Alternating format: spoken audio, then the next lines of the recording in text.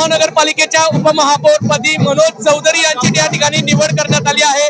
आपल्यासोबत बातचीत करण्यासाठी स्वतः मनोज चौधरी आहे, आपण त्यांच्याकडून जाणून घेऊयात। दादा, काय सांगणार, आपली या ठिकाणी निवड करण्यात आली? निश्चितच शिवसेनेतर्फे मला आज संधी मिळाली। आपल्या महाराष्ट्र राज्याचे उपमुख्यमंत्री शिंदे साहेब असतील, आपल्या जिल्ह्याचे लाडके पालकमंत्री भाऊसाहेब गुलाबराव पाटील साहेब असतील आणि आपल्या शहराचे आमदार राजूभाऊ भोळे असतील, आमचे पदाधिकारी विष्णू बाबा असतील, सगळे आमचे सन्मान्य नगरसेवक 70 ते 70 लोकांनी मला पाठिंबा दिला, म्हणून मी उपमहापौर होऊ शकलोय।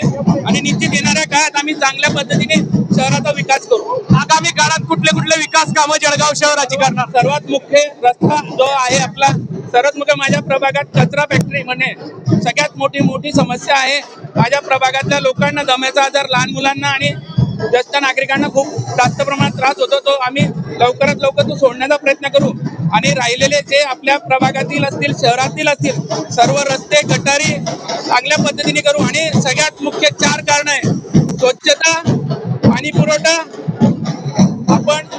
पाणी पुरवठा आणि त्याचप्रमाणे सगळ्यात आपले राहिलेले रस्ते आपण हे सगळ्यात लवकरात लवकर मार्ग। आपण तरुण आहे, पण उद्योगाच्या मोठ्या अडचणी जळगावकरांना आहे, काय सांगणार? निश्चितच आपले मुख्यमंत्री साहेब फडणवीस साहेब असतील, आपले उपमुख्यमंत्री शिंदे साहेब असतील आणि आपल्या जिल्ह्याचे लाडके पालकमंत्री साहेब असतील, तसेच दुसरे नेते गिरीश भाऊ महाजन असतील, यांच्या सगळ्यांच्या मागे लागून आम्ही तरुण वर्गाला कसा जॉब मिळेल आणि कशी नोकरी मिळेल त्यात निश्चितच सोडण्याचा प्रयत्न करू।